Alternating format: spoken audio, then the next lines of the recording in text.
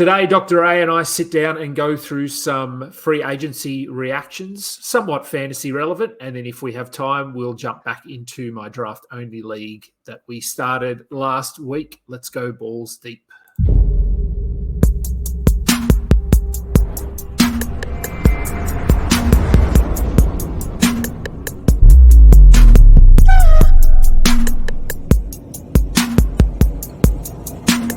I could bet all of the riches that I ever had.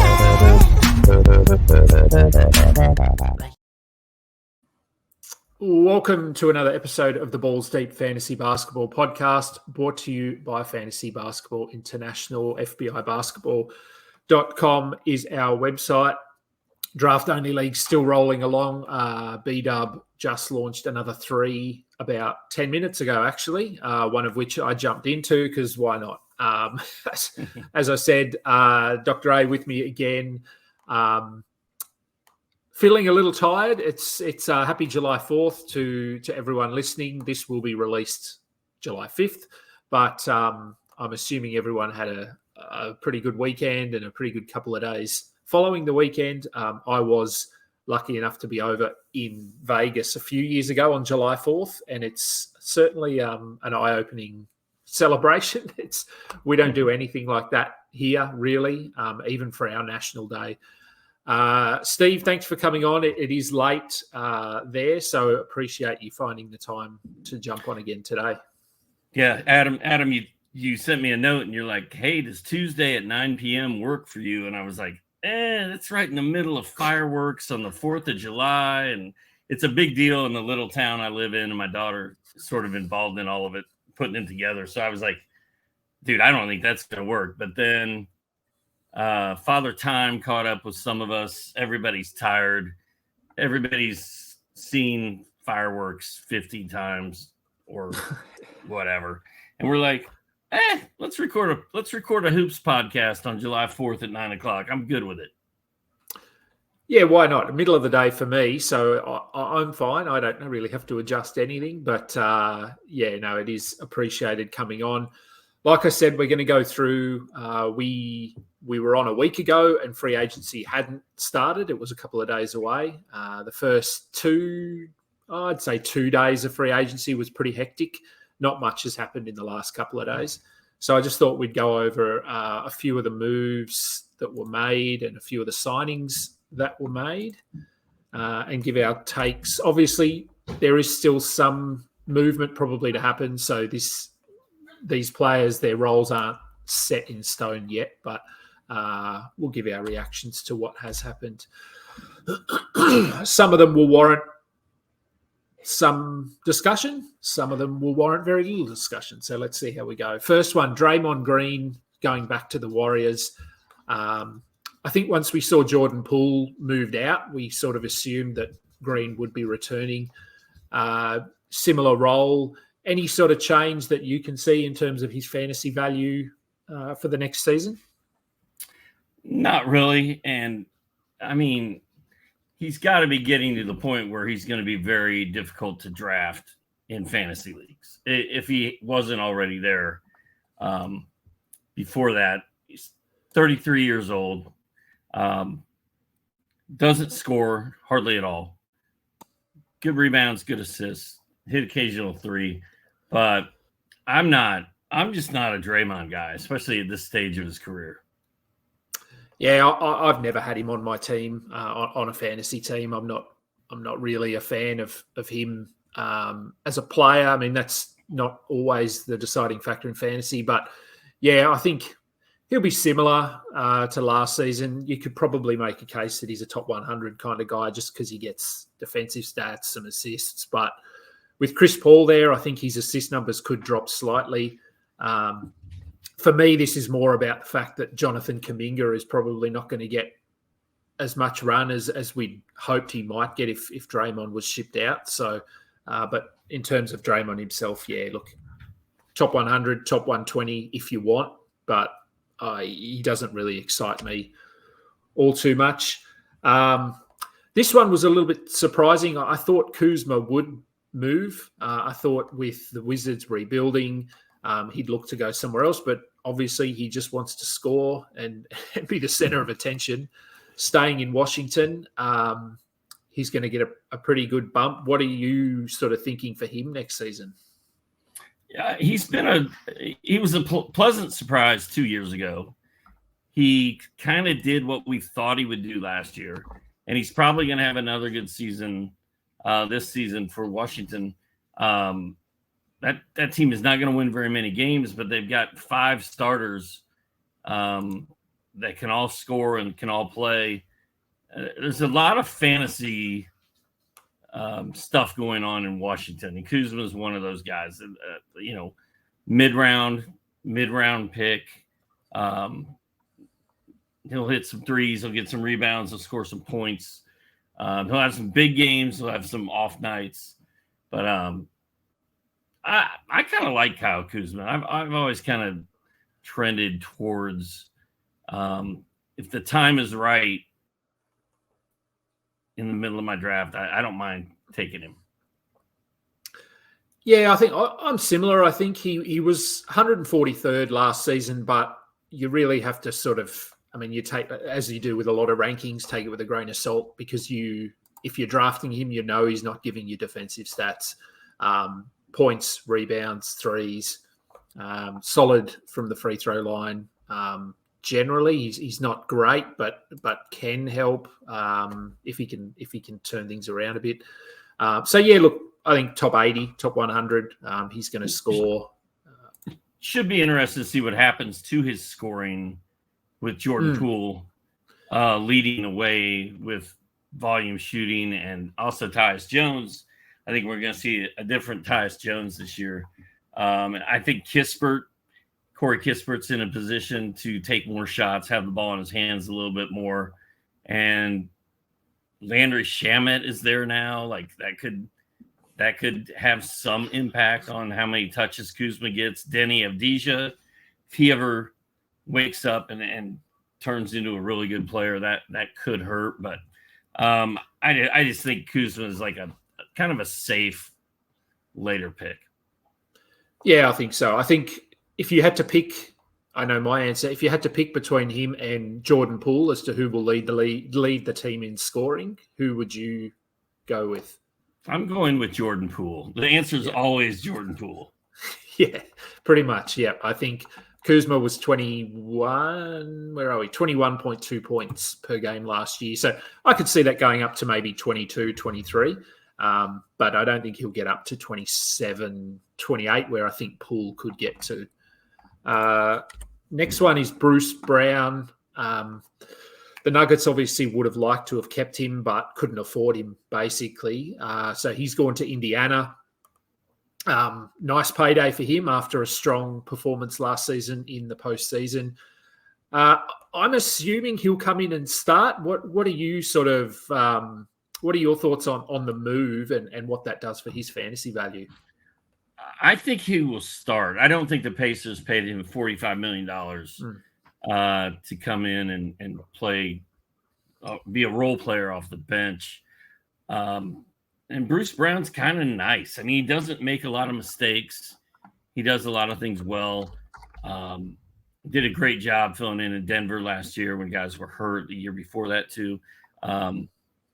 I think it's a really good signing for the Pacers. I think he's a good guy to pair up with Tyrese Halliburton and Myles Turner if he's still there. I think it's probably more of a real NBA move than it is a fantasy hoops move, though. I could be wrong. I mean, maybe the Pacers turn the keys over to him and have him play second fiddle with Tyrese, but he's just not a big offensive guy. He's more of a defensive specialist. I think he prides himself on his defense. Again, a guy I think you want to look at late. He's going to hit threes. He's going to get steals. He's going to rebound a little, assist a little. He's going to have some scoring nights. I think it's a good signing for the Pacers. I'm not necessarily jumping up and down for his fantasy value. Yeah, much the same. I think he was top 120 last season in almost 29 minutes a game. So I think his minutes probably bump up over 30. maybe he's a top 100 kind of guy, but yeah, I think just a really solid target towards the end of a draft. Better for Roto, just because he, as you said, he'll get you some defense, he'll get you some assists, he rebounds well, can hit some threes. So really good Roto guy around that pick 100, I think. Jeremy Grant going back to the Blazers on a stupidly big contract.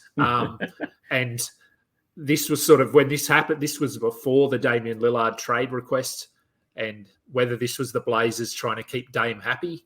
And then he turned around and said, well, I don't want to be here anyway. So they haven't openly come out and said they regret this contract, but it wouldn't surprise me if they do. What are your thoughts on this $160 million extension?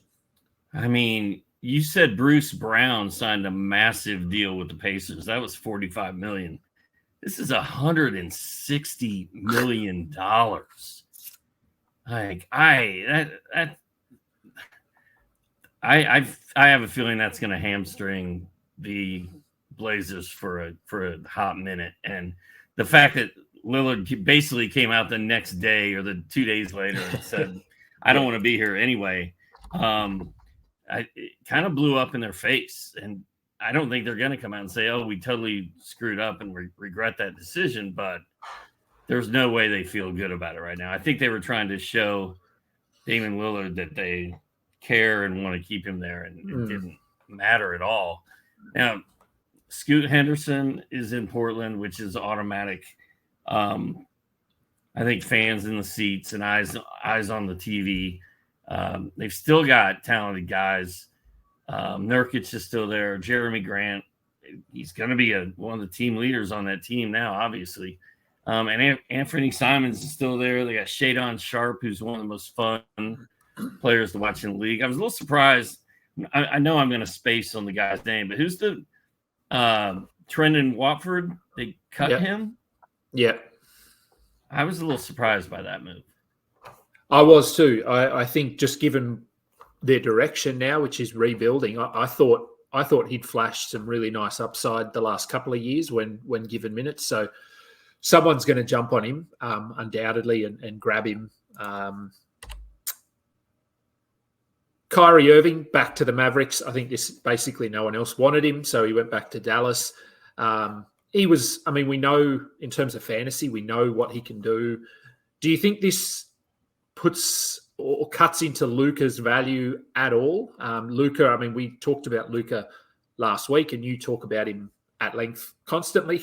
And for me, he's a top 3, top 4 fantasy guy. That doesn't change for me. For you, does it impact him? No, I don't think it does. If the Mavericks don't add another big piece to this puzzle, then we're going to have the same disaster in Dallas that we had last year. And nothing will make sense. Right now, the ESPN depth chart has Rashawn Holmes as the starting center, and has Dwight Powell as the backup, has Christian Wood as third, which is not right. Christian Wood's going to be in that mix at power forward and center more than those other guys are. I still like Christian Wood. I still like Luka. I like Kyrie when he plays as a fantasy option, but just the Mavericks are kind of a mess right now. And unless they add a premier big man like a Pascal Siakam or something crazy like that to this mix, it's just going to be more of the same in Dallas. Yeah, I think you're right. They need a center. They need a good center. They've got multiple centers, just none of them are difference makers, really. So, as you said, Rashawn Holmes is listed as the starter. I don't know if he starts. Maxi Kleber's there. Lively, who they drafted, is there as well. So, I don't know. Remains to be seen, but I'm not confident. It's just like the Warriors having Chris Paul and Steph Curry. Dallas has Kyrie Irving and Luka Doncic. Like, what is the purpose? What is the goal? How do those pieces fit together? And none of it makes a lot of sense. So I get Cuban wanting to have names in Dallas, but I don't know. Let's move on to Chris Middleton. Middleton, To the Bucks, I think we somewhat expected this. Middleton's going to be an interesting one in drafts next season. Just coming off what was a terrible season, multiple injuries, wasn't producing, has had another knee surgery in the off season. So for me, I mean, I think he is a nice bounce back candidate, but these knee things are sort of a recurring issue. So I'm not convinced that. Well, I don't think he ever gets back to where he was 3 years ago, but he is going to slide a little bit in drafts. I'm just having a look at where he finished, 148th last season per game. So certainly he should beat that. Is he someone you're interested in drafts as a bounce back? Well, he was a guy that we used to go in the fourth round. Right around the fourth round, I'd say, in drafts. Maybe at his peak, he was a third-round guy. So third to fifth round for most of his career. Like you said last year, he was like a 14th, 15th rounder when he played, which wasn't all that often. I think it's going to be a long road back for him. He's also got to share the ball with Drew Holiday, Giannis, Brook Lopez, who just is coming back and looked incredible last year. Grayson Allen, Pat Connaughton, those guys are all going to need the ball. Jay Crowder's there. I can see him playing a bigger role this year. So I'm a little worried about Chris Middleton. I again, like most of these other guys we're talking about, gets late in the draft and Middleton's sitting there in round 11. I'm probably going to think about adding him to my team, but I'm not targeting him early. And he's also going to be 32 when the season starts. So he's getting on a bit. Look, I think if he was sitting there around pick 100, I might consider him. But I don't know. The last season's going to be very fresh, and I think people are going to be scared off a little bit. The other end of the scale, Cam Johnson coming off a really good season, both in Phoenix and in Brooklyn. He will remain in Brooklyn, and I thought, I always thought that was going to happen. He's someone I really like, Cam Johnson, as a player.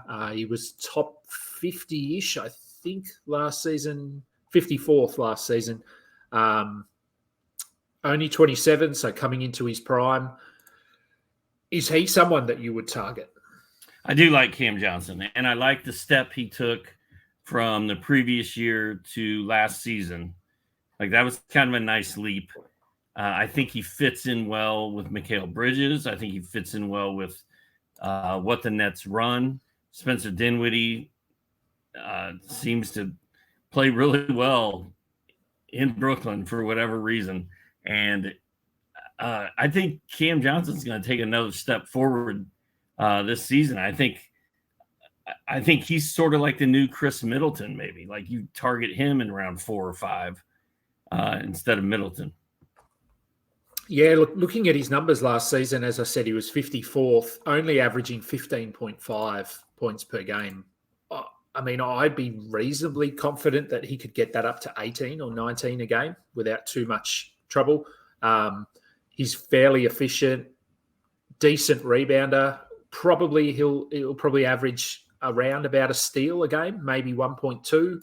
So yeah, look, I think top 50 is certainly on the cards for Cam Johnson. Well, and I like what he did. I like what he's done through his career too, because he was 9 points his first year, 9.6 his second, 12.5, 13.9, and then 13.9 in Phoenix. And then when he went to Brooklyn, he averaged 16.6 points per game for them, with career highs in rebounds and assists, and also steals. He was at 1.4 steals with Brooklyn last year. And those are pretty big numbers. He also hits more than 2 threes per game. He could flirt with 3 per game this year. And I could see him averaging close to 20 points. Yeah, absolutely. This one, I mean, not much fantasy in this one, but Herb Jones sticking with the Pelicans.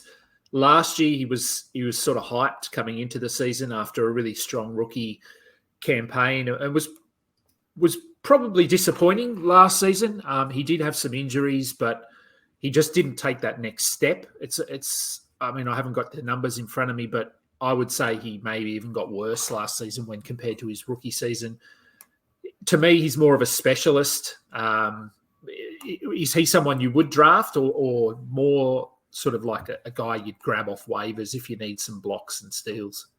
Yeah, I think Herb Jones is a guy that will get drafted in most leagues at the end of drafts. He went from 9.5 to 9.8 points over his 2-year span. Okay. Not really much of a change. His rebounds barely went up. His assists went up a little. His steals went down.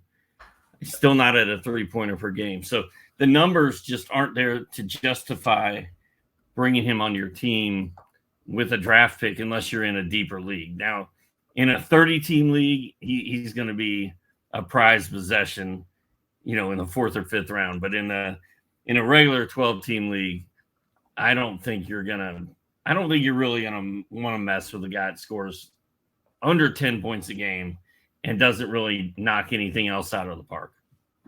And I think the improvement of Trey Murphy last year as well probably hurts him. I think they went with Herb as the defensive guy, but Trey Murphy's quite a good wing defender as well. So this was probably arguably the biggest move, if we don't count Porzingis. Fred VanVleet going to Houston. I mean, I get why they got him, but I don't know. I'm a bit confused just given where they are. I know he gives them that veteran kind of leadership, but he doesn't really improve them to the point where they're going to be contending, I don't think. What are your thoughts on the VanVleet move? As confused as I am by the Warriors and Dallas, I'm way more confused by what Houston is doing, because what happens to Kevin Porter Jr.? What happens to DJ Augustine? We add crazy man Dylan Brooks to that mix, right? Yep. And then Jabari Smith and Alperen Şengün, like two of the more exciting young players in the league, all held together by the savvy veteran winner Fred VanVleet. Like, it's just a weird combination of things. And I'd almost rather see Houston. I would have almost rather seen them just try to keep all young guys and just play out of control and continue to learn what they're doing, sort of like OKC has done, and then try to build on top of that. Maybe that's the first step, is getting Fred VanVleet in there and moving on from Kevin Porter Jr. But what a weird team. And, that is a team that tanked really hard for Victor Wembanyama. And now Houston went from, oh, man, we might get Wemby, to now we have 4 point guards. And I didn't even mention Jalen Green, another one of the most exciting young players, and all these young players and an old guy. So VanVleet's probably going to get his. He's probably still going to be Fred VanVleet, but I think the rising star he was on 2 years ago in Toronto is kind of fizzled out. Like, I don't know that Fred VanVleet's a guy I need to have on my team. No, I think so. He was 18th last season. I think his value sort of holds around that back end of the second round, around 24, 25. So I don't think he gets hurt at all. But as you said, Kevin Porter, who knows if he's going to stay there now. There were a lot of rumblings that they were targeting Brook Lopez. They didn't get him. So whether they were trying to lean into that, let's contend now, and now they didn't get Lopez, they're sort of stuck in purgatory a little bit. They're in between rebuilding and pushing for a playoff spot. So, yeah, look, I don't know what they're doing. They could still make a move. Personally, I hope they don't get a center, because I really like Şengün, and I have him in a few leagues, and I want to keep him, and I want him to be playing 32 minutes. But yeah, time will tell. See what happens there. With VanVleet gone, the Raptors quickly snapped up Dennis Schroeder, coming off he was impressive enough in the playoffs defensively. We know who he is at this point of his career. I'm assuming he's going to start unless they opt to go with Scotty Barnes as their point guard and bring Schroeder off the bench and move Gary Trent into the starting lineup. I'm not sure. Is Schroeder someone that's draftable now? Maybe. Schroeder's like the guy that keeps I feel like he's died 1,000 fantasy deaths, and he just keeps reemerging from the grave and coming back and ending up on rosters and ending up helping people. And like you said, plays well in the playoffs and keeps doing these things that keeps him relevant and keeps him around. He did it with the Lakers too. He just won't go away. And it's not like Malachi Flynn is going to come out and take his job. And Scotty Barnes, to me, is more of a forward than a point guard. So, yeah, I think Dennis Schroeder is a guy that if you get deep in your draft and you're like, oh, man, I've only got 2 point guards and I need a third one kind of bad right now, I think I'm taking Dennis Schroeder. Yeah, look, I think so. I think especially if we get word that he's starting and he's going to play 32, 33 minutes, then, yeah, I mean, look, he'll get you some assists. He'll get you some steals, couple of threes. Scoring will be a little bit inconsistent, but I think as a third point guard on a roster, on a fantasy roster, he's well worth a bit of a gamble. This one, I just put it in there. There's nothing really fantasy wise, but Monty Morris going to the Pistons. I mean, Morris started last year for a lot of the season and wasn't really fantasy relevant. So I don't see any change here. Any reason to think that he'll break out and become this fantasy darling? Not with Cade Cunningham there, but. And if he couldn't, if Monty Morris couldn't break out and become a fantasy darling when Jamal Murray was hurt for the last 2 years, I don't see how it happens in Detroit either. So, not really too excited about him. Interested to see what they do with all those bigs: Isaiah Livers, Marvin Bagley, Jalen Duren, James Wiseman. They added Joe Harris to the mix, which is going to mess with Jaden Ivey a little bit. They've got Monty and Killian Hayes and Cade Cunningham. But I feel like this is the season. If Cade can actually stay healthy, they just sort of turn everything over to Cade and tell him to become an all-star. Yeah, I don't think it's – yeah, I mean, they're obviously not – I don't think they're a playoff team or anything, but they really just need to reverse the trend, I suppose, that's been happening in Detroit for the last few years. So they just need to get some positives. Max Strus going to Cleveland. This was a trade involving a few teams and a few players, but Strus was sort of the name, recognizable name there. I don't know. I mean, he gives the Cavs some perimeter threat, but I'm not really interested in drafting him. Is he someone that you'd look at? I don't think so. Darius Garland and Donovan Mitchell are holding down the backcourt there. Jared Allen and Evan Mobley are holding down the front court. Strus is going to be out there bombing threes. He's sort of like Tyler Hero light, I guess. I do prefer Strus in the lineup over Ike Okoro.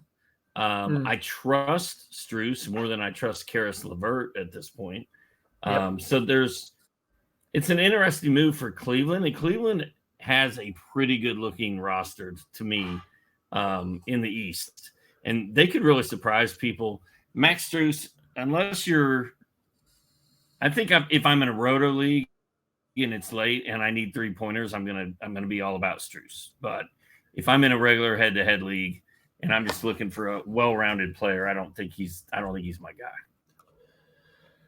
Jackson Hayes, again, not massive fantasy implications here, but I do think he's a solid pickup for the Lakers. And most of the time, I don't know if you can say most of the time with Anthony Davis, but if and when Anthony Davis is injured throughout the season, if Jackson Hayes starts and plays 30 minutes, I think he could be someone to stream in for however long Davis is out. And we know Davis will probably get injured at some point. So I don't think we're drafting Jackson Hayes, but is he someone you think could have sporadic value throughout the season? He's somebody you want to just keep on your radar. And maybe FanDuel, maybe a DFS lineup if you know Anthony Davis is out. But then again, they also have Jared Vanderbilt who can slide in there. They've got Taurean Prince. They've got Wenyen Gabriel. They got guys that can do it. But Jackson Hayes has had some pretty good games when he's been given an opportunity. Problem is he's just not been given that many opportunities throughout his career. So, and I doubt that on a team with LeBron and Anthony Davis, they're going to suddenly be like, hey, let's go see what Jackson can do. So not holding my breath on him, but he's a guy I'm going to keep my eye on. The Nets are pretty similar here. I think Dennis Smith Jr. Coming off, I'd say probably his best season. He did have some ankle issues throughout, but when he was on the floor, LaMelo Ball was obviously injured for the majority of the season, which gave Smith more opportunity. But I thought he sort of turned his career around a bit last year. He wasn't even a permanent member of the roster, I don't think, to start the season, and he sort of just played his way into a good role and could play behind Dinwiddie as the primary backup in Brooklyn. And in 20 minutes, if he can get 20 minutes, sneaky value in assists and steals. Again, I don't think we're drafting him. He's not on that radar. But if Dinwiddie goes down at any point and Smith starts, I think he'd be someone to sort of stream in as well. But Adam, you forgot Ben Simmons. I didn't forget him. I just didn't talk about him. Like, it's funny. We went through that whole roster earlier in this discussion and didn't even mention Cam Thomas or Ben Simmons. And like that's how far we've fallen on Ben Simmons. Like, what a sad story. And you know, they can come out in preseason and summer league and training camp and say that Ben Simmons is shooting threes and Ben Simmons has added 12 pounds of muscle and Ben Simmons is motivated and looks better than ever. And I'm still not taking that bait. So Dennis Smith Jr., Edmund Sumner, I think both of those guys are adequate backups for Dinwiddie. And Dennis Smith Jr. is another guy that's sort of like Schroeder. They keep trying to kill him off in fantasy, and he just keeps popping back up out of nowhere and being relevant. And he's one Spencer Dinwiddie injury away from being a guy you're running out and picking up. He is, yeah. God, Ben Simmons, who knows? I don't know. I might take him with a very last pick in a draft this season, just in case, but I could see me dropping him pretty quickly. DAngelo Russell re-signing with the Lakers, which sort of put an end to the Gabe Vincent hype, which was there for maybe a day or 2 days. DAngelo Russell wasn't great in the playoffs. He wasn't. I mean, he was solid enough during his time with the Lakers. Just having a look where he was. He was a top 80 kind of player last season. As long as LeBron's there, Anthony Davis is there, Gabe Vincent's a really solid backup. Austin Reeves is going to have the ball in his hands a lot more. DAngelo Russell, I'd probably have him as, I don't know, maybe the 8th, 9th round. What about you? I think that sounds about right. I mean, he was at 17 points and 6 assists for the Lakers last year. That's not terrible. He's always been a steal a game guy, but for the Lakers last year, he was only at 0.6. So I expect that looks fluky to me. I think it'll be higher than that this year. But I mean, I just don't remember the last time. Well, I do. It was like 2019 that DAngelo Russell was turning heads and kind of exciting people in the fantasy world. But he's just so boring and he just doesn't do what I want him to do. No. So I'm guessing I will not be drafting DAngelo a lot this year. Yeah, I think he'll go off the board ahead of where I want to take him just because of his name. Now, again, this one, not a lot of fantasy stuff here, but Obi Toppin, I thought, flashed a little bit last season for the Knicks when Randall was out with his ankle injury. And I don't mind his fantasy game. I'm not sure how the Pacers are going to use him, but he'd be someone I'm keeping an eye on him just to see what his role looks like. Because if he's 20 minutes, 22 minutes, deeper leagues, I'd probably give him a look. And if he somehow lands a starting spot at some point throughout the season, I think he's an interesting one. Is he someone you're sort of watching at all? I think so, but the Pacers seem to always have a bunch of bigs with a lot of upside. Like a lot of us were high on Jalen Smith last year, right? Isaiah Jackson looked great the season before that until he got hurt and went down with a sprained ankle, and that kind of ended his run. Myles Turner is still there. Jarris Walker is now there. Toppin, though, was fun for the Knicks. Like he was at least fun to watch play, and he got some garbage time run that was fairly spectacular at times. I mean, he's a guy I'm going to keep on my radar, but right now, July 4th, July 5th, 2023, he's not somebody I'm planning on drafting. No, but this guy might be. Austin Reeves signed for, I think, in stark contrast to the Jeremy Grant contract, Austin Reeves, 4 years, $56 million seems like a bargain for the Lakers. They've already come out and said that they're pretty comfortable giving him the ball a lot more and running the offense through him. So that's a good thing. His ADP is going to be interesting because last season he obviously wasn't drafted to start the season, but ended really strongly. He was awesome through the playoffs. Is he someone that you're going to target at all? You know, I might. He was undrafted not only in fantasy leagues but in real life, right? Mm-hmm. And now he's a bazillionaire with, well, a millionaire with the Lakers, and really has come on to be one of their, you know, he's a fan favorite. I think LeBron really likes him. I think AD likes him. I think his teammates like him. I think the coaching staff likes him. He's coming into his third year.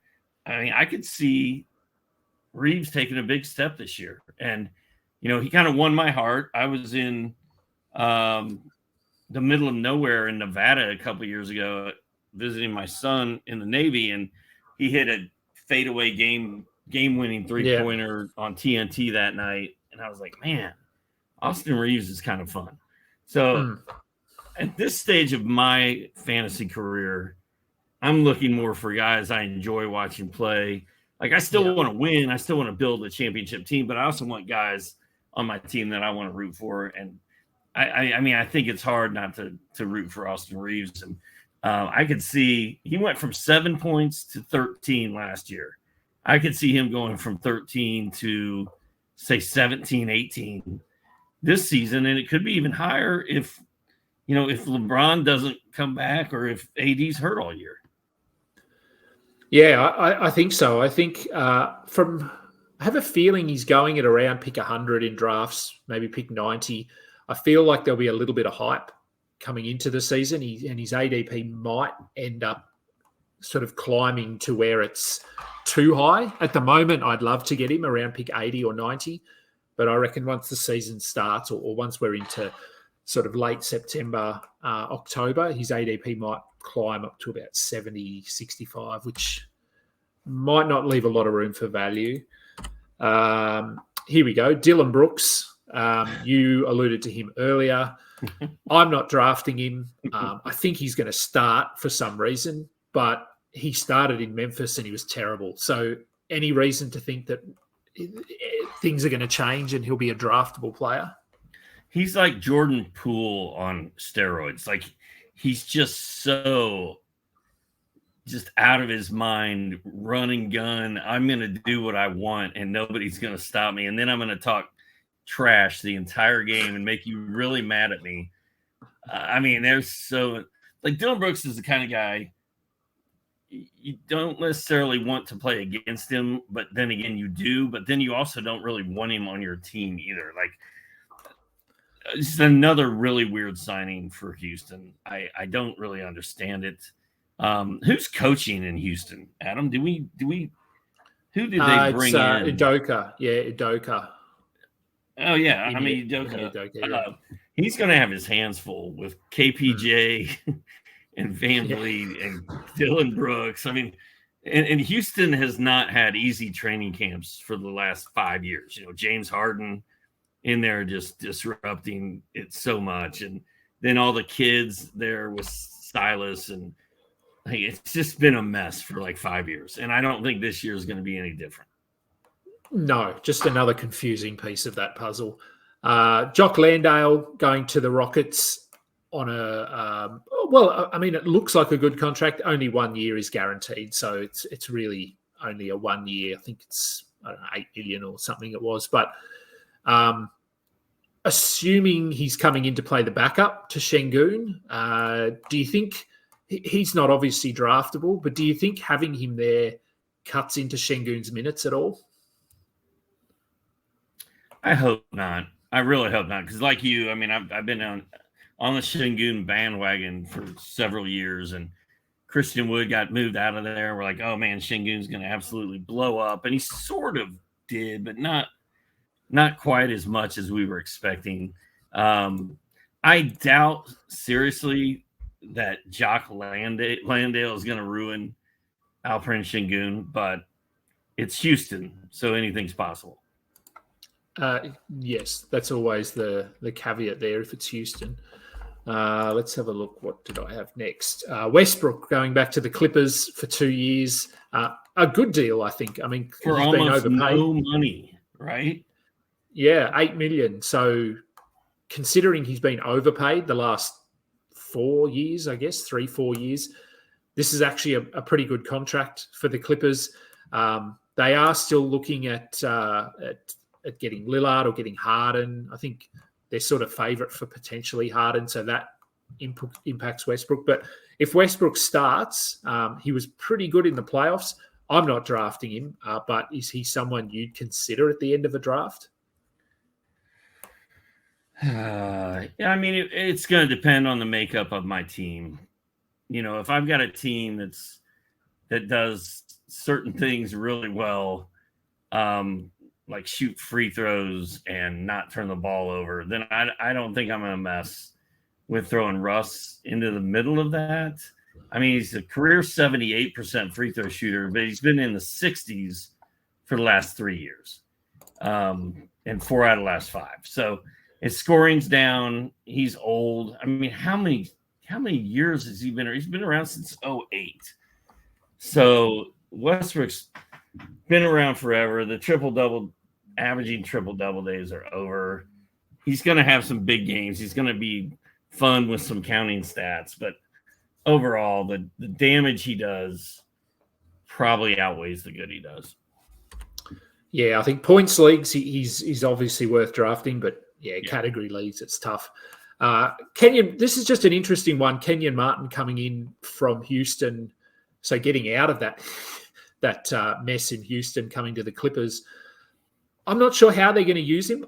I think there's a chance he starts. I mean, it probably depends on it depends on a few things, but he could potentially start at the 4 if they go with Westbrook, Kawhi, Paul George, Kenyan Martin, and Ivica Zubac. And we know, I mean, God, George and Leonard, they're always injured. So I don't know. I thought Martin was decent last year for Houston. And so I think he, despite coming into a team that's obviously competing rather than Houston, who weren't, I still think he could have a decent enough role to probably not be draftable, but I think he'll just be one of those guys that's constantly on and off waivers. Well, and if you look at the guys that he's going against, Robert Covington, right? 3 years ago, kind of a fantasy beast in the realm of like Sean Marion, some of those old school guys that just did a little bit of everything. The guy that played for the Hornets, what was his name? Terrence. I can't think of his name. For the Hornets. Anyway, one of those all-around fantasy guys, to where Covington just left Philly and just kind of fell apart.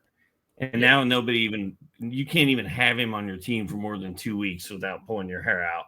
And then you got Marcus Morris Sr., who's kind of on the verge of being over the hill and on the way down. And then you got Nicholas Batum, who might be 40 years old for all I know. I mean, I just know he's old. He's old enough that he's not young. So that really does set up well for KJ Martin. And we've seen KJ Martin's athleticism. We've seen him do some really cool things.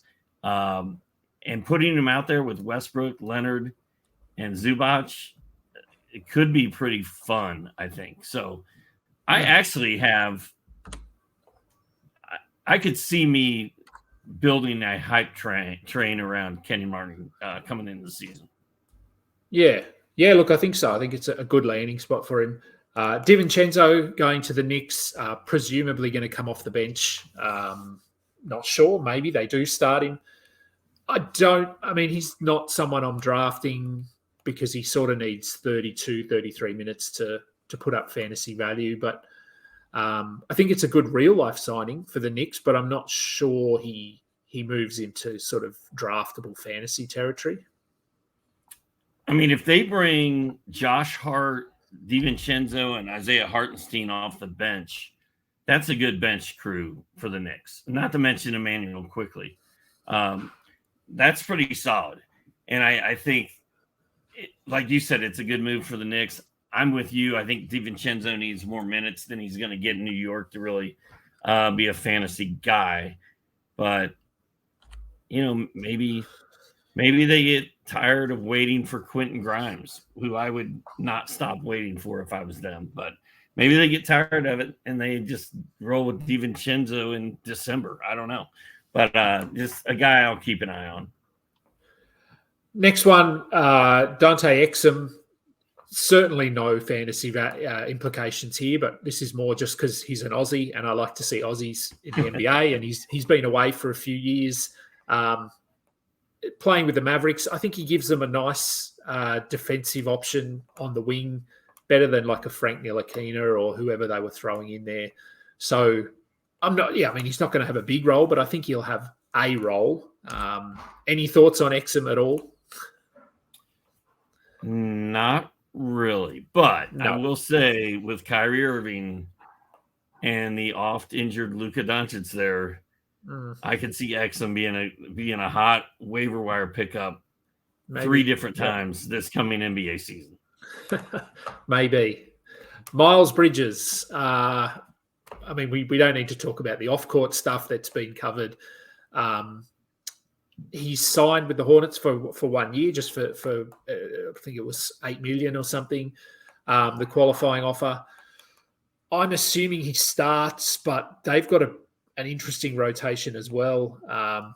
Does he start at the 4, PJ Washington to the bench? PJ Washington hasn't actually even signed yet, so he's still technically a free agent, I think. So does he come back? Bridges, season before last, was probably a top 50. I know I had him. That was sort of the breakout season when he blew up and he was putting up top 20 value for the first couple of months of the season. He's going to miss the first 10 games as part of his suspension. So obviously that cuts in a little bit to his value. But where do you think you might target him in drafts? Yeah, that's a tough one, man, because we also don't know. Hornets are going to have a new ownership situation. We don't know how the ownership is going to feel about him. He's going to be an unrestricted free agent next year. I'm sure he's going somewhere else at that point. So I don't know that they're going to invest fully in Bridges this season. Like you said, it was a 1 year, not very much money deal. Excuse me, please.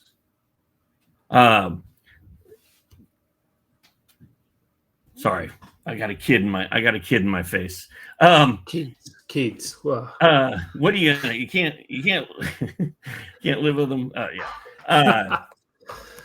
Anyway, I was kind of on the Bridges bandwagon when all that breakout season happened and he threw the mouthpiece and hit the kid and all that. Like, it's a really sad story. I don't know. I honestly don't know. If Miles Bridges is sitting there in round 6, he's going to be hard to pass up. Yeah, I think for me that's about right too. Yeah, I think sort of 70, 80, if he's there floating around, you're at the point where you can start taking a bit of a flyer. Is Mark Williams, while we're in Charlotte real quick, is Mark Williams a guy that you think might break out this year? Yeah, look, I think he probably, I mean, he sort of broke out towards the end of last season. Yeah, look, I think if he's starting and playing 30 minutes, he's a little bit like a Nick Claxton. He'll get blocks, he'll get rebounds, probably won't score a lot, but he's efficient. If he's playing 32, 33 minutes a night, I think you could fairly safely take him inside the top 80. Okay. Yeah, I'm intrigued, super intrigued by Mark Williams. But anyway, we can move on to Malik Beasley. Yeah, so I've got Eric Gordon there. We're not drafting him. I just think he was another nice addition for the Suns. Gives them some more depth, scoring off the bench. And Beasley coming to the Bucks. Again, I don't think a big fantasy guy, but he wasn't great last year. But when he was with the Wolves, the seasons before that, I thought he was solid enough. So he could be someone if Giannis goes down or if Drew Holiday misses time, Middleton goes down with a knee injury. He's sort of one of those guys you could slot in at the 2-3, probably not the 4, but it would only take an injury to one of a few players, and he might be able to be a streamable guy. Yeah, I agree with that. And Eric Gordon, I think, would take injuries to make him relevant in fantasy. He's past his prime, but he's surprisingly still gets tons of threes up and tons of shots whenever he plays. And like you said, Beasley, streamer if somebody gets hurt. Yeah.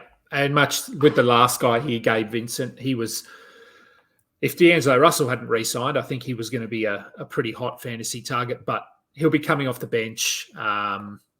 Russell's not going to play 33 minutes or anything, so Vincent maybe gets 20 a game. Again, I think if there's an injury, you pick him up, but he's not someone I'm drafting.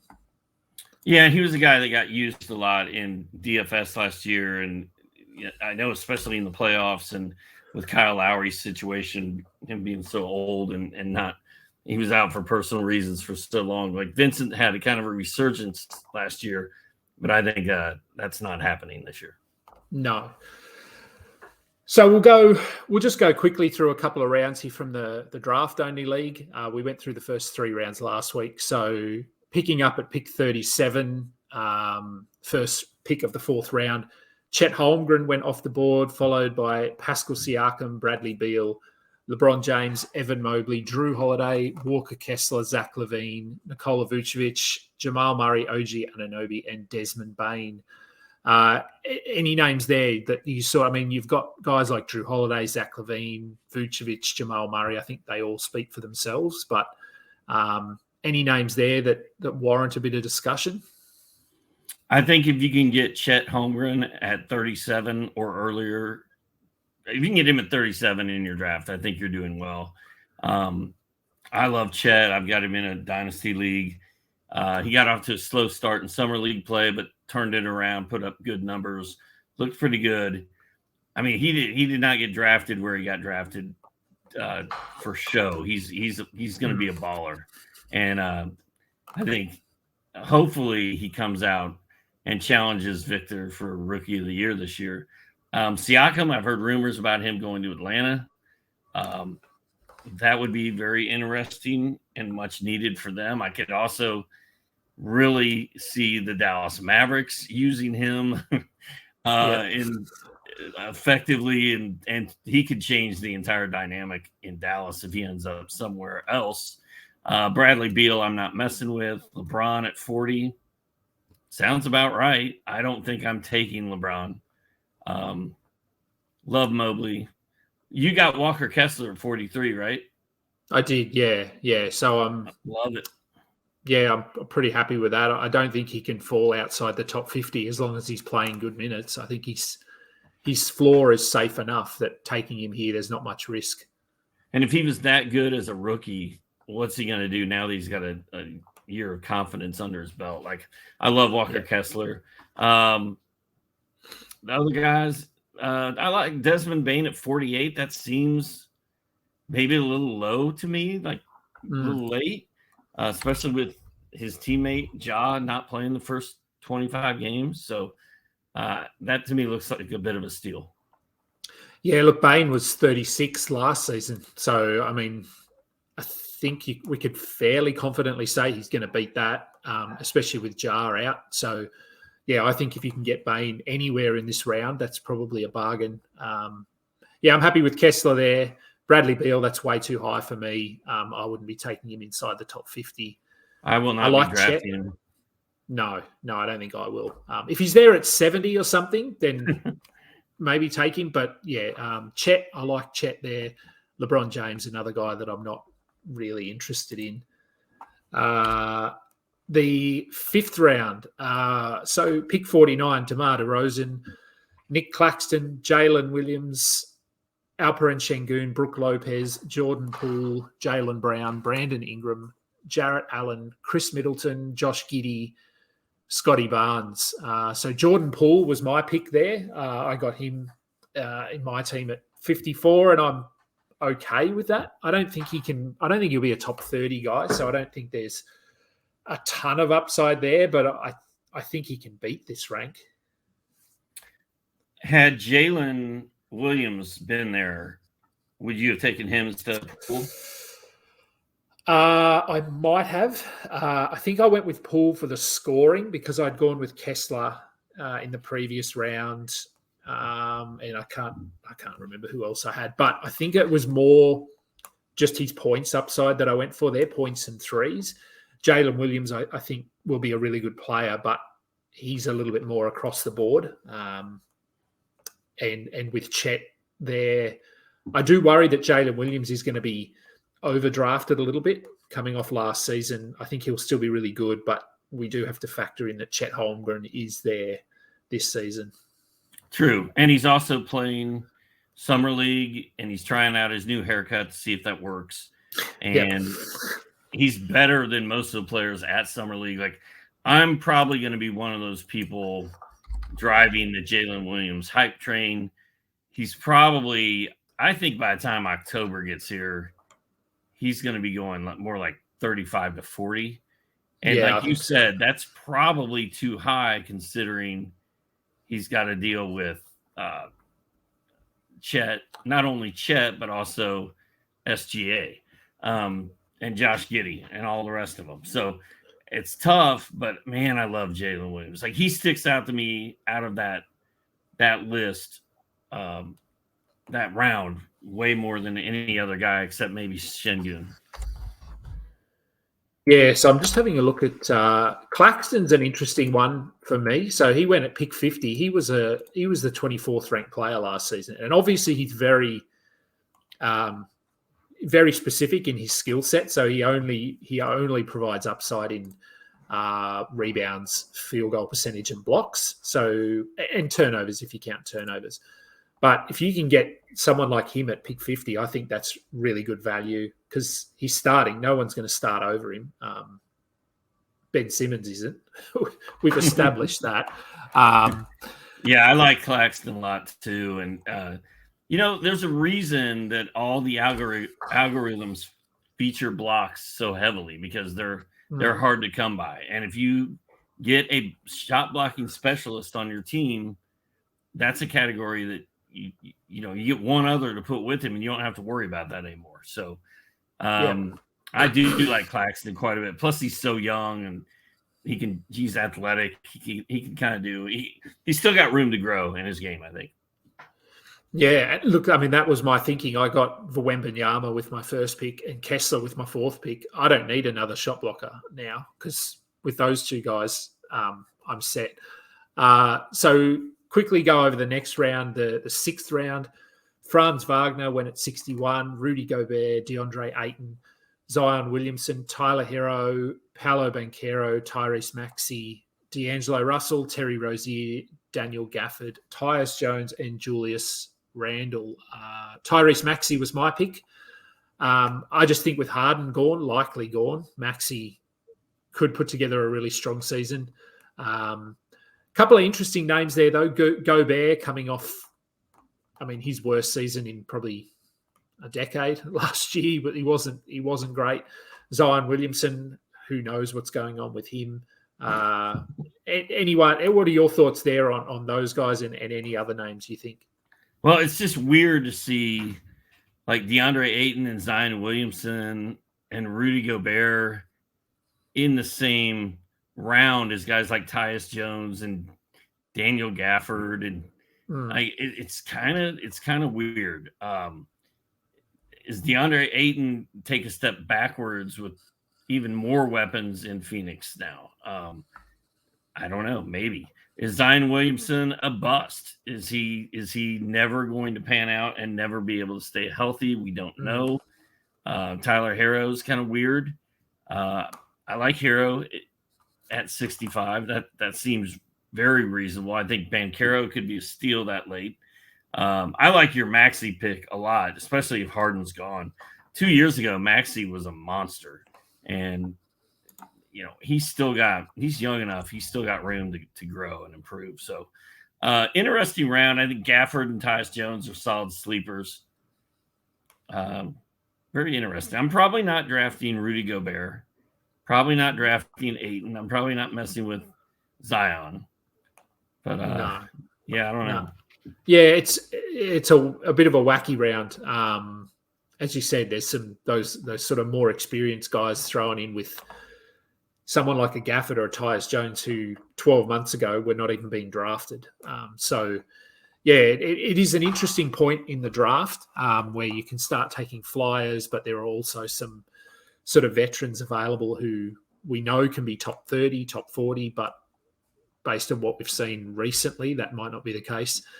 So we'll wrap it up there. That's about an hour, which is good. You'll be getting tired. Probably time to go to bed. Maybe have a snack. At what point are you drafting Zion this year? Or are you not touching him ever at all? I don't think I'm not touching him. I don't know. His upside is so unique and we've seen what he can do. Like last season, start of the season, he was awesome. My concern is that obviously the injuries are a concern, but also just what you hear on the grapevine about his relationship with his teammates, and they're a bit sick of him not sort of committing and not putting in the work, that sort of thing. That worries me a little bit. I think at pick, what was he there, about pick 60, 64. So I don't know. I think I'd be okay taking him at 64 if I was pretty happy with my first 5 rounds. I think that's probably where he'll start going off the board. What about you?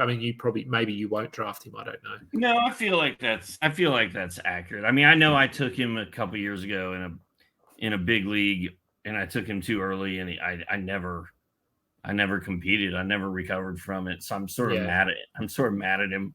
I hold grudges, fantasy grudges. But yeah, I think 65. It makes sense. There's too much upside there to ignore. But man, the only guy I trust less than him is probably Ben Simmons. Yeah, look, I don't even know if in this draft, I'd have to go through the full draft board. I don't even know if Ben Simmons was drafted. I know he was there because I kept looking at him and going, maybe, but I just found other players that I liked a bit more. So yeah, I don't know. We'll see. Okay. So that will do it for today. We'll be back next week. We'll finish off this draft. There'll probably be a little bit of summer league stuff to talk about. I know the California and the Salt Lake City summer league started yesterday, but the Vegas summer league probably starts in 2-3 days, I think. So maybe we'll have a Wembanyama sighting to talk about. Well, I think he's rumored to be playing Friday against the Hornets, so against Brandon Miller. So that I don't know how much he's going to play. He might only play 10 minutes, but it will certainly be something we can talk about next week, as well as a few of the other rookies that have come out. So thank you for, again, coming on so late. Appreciate making the effort and coming home early from the fireworks. And we will be back next week. You can check out all of our content over at fbibasketball.com. Follow the podcast on Spotify, Google Podcasts, Apple Podcasts. Love it if you could give us a thumbs up and subscribe to our YouTube channel. That would be fantastic. Until next time, catch up.